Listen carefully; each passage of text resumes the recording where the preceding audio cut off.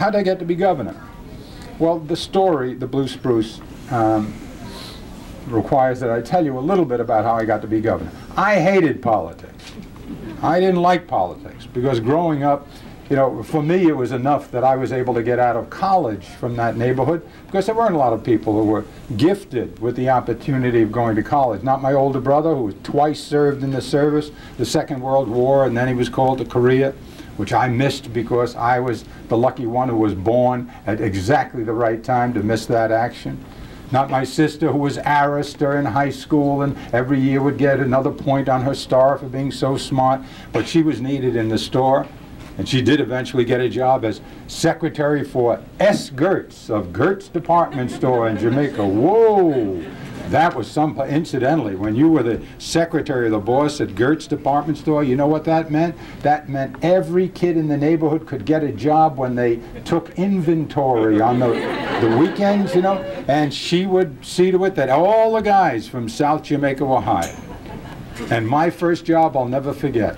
I forget how old I was, but I was too young for working papers, and Marie, she worked that out too. And so I went to work at Gertz Department Store. Now you mustn't listen to this. I went to work at Gertz Department Store, and after the first night, a very long night, I came home to Marie and my mother, and Papa was still in the store, and I said, oh boy, and Marie said, so how was the first day? She said it was terrific.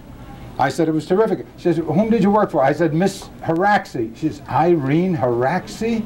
I said, yeah. Irene Haraxi was a divorcee. Oh, with blonde hair. Oh. She was about 34 years old and she smoked cigarettes. And she was in charge of ladies' lingerie. And my sister said, what were you doing? I said, I was taking inventory. Says, in ladies, I said, look, I did whatever they told me to do. I said, and I learned all about things, like what? I said, like cup size, maron, cup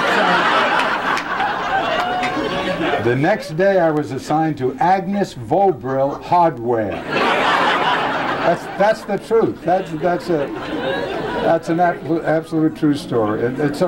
And by one lucky device or another, because I got all the luck in the family, born at exactly the right time, and by some accident I wound up going to school in Bed-Stuy in a Catholic school called St. John's Prep, because a friend of mine wanted to go to St. John's Prep, and he had heard about it, and he wanted to see if he could get in, and asked me to accompany him, and I did, and we had to take a bus and a train and all kinds of things to get to Brooklyn. Nobody ever went to Brooklyn from South Jamaica. But I went, and I went to St. John's Prep and was surrounded by people who were different than I was, who had different backgrounds than I did, whose fathers and mothers were doctors and professionals, and parents who came to school all the time to visit with the priests, you know, and participate in the schoolwork. And of course my mother and father never could do that. But the good priests, the good Vincentians, they were marvelous to me, and I began to get an education. I started very slowly because I didn't speak English until I was about 7 years of age. They had to pull me out of PS 50 because they had no bilingual education in those days. Anyway, I got to St. John's Prep, and that helped me a lot. The Vincentians helped me.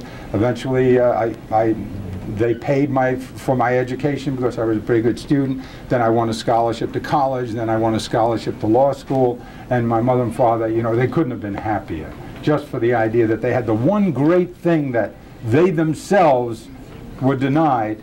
They had it for their children, education. That's all they wanted from the new country.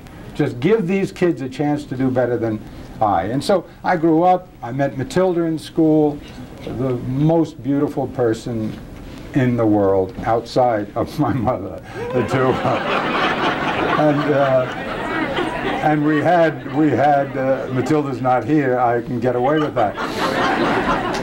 And we did very well, but I had no feeling for politics. I'd never seen any politicians in South Jamaica. I'd never seen anybody come to help Mama and Papa. I'd never seen anybody do anything for them.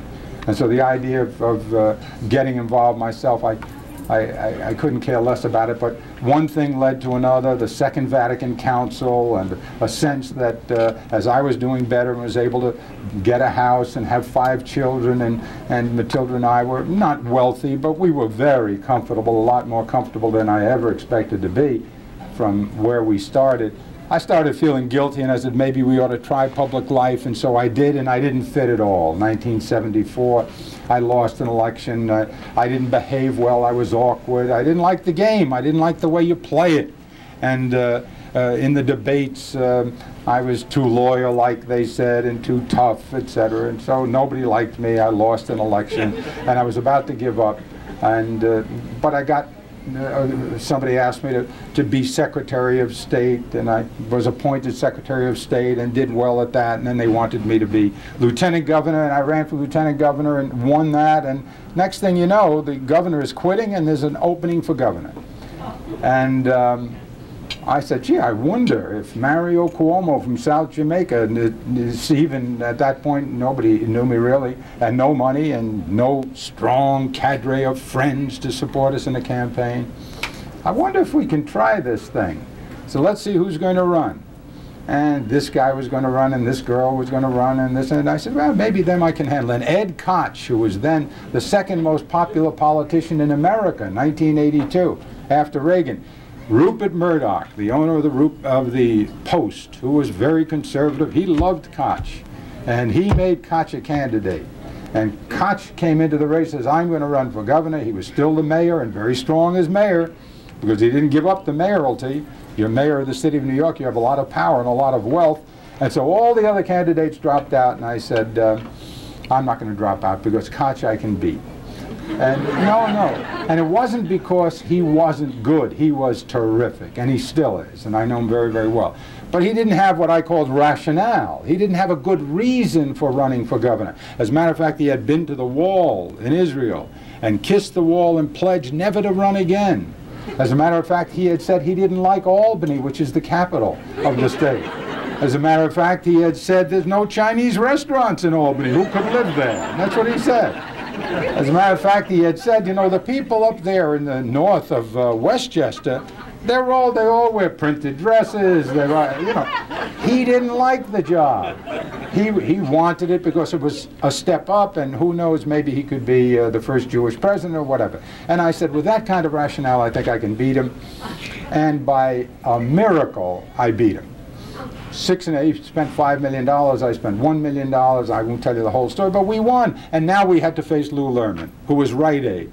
Lou Lerman had spent in that race $13 million. And at one point in the race, he spent so much money, I happened to be against the death penalty.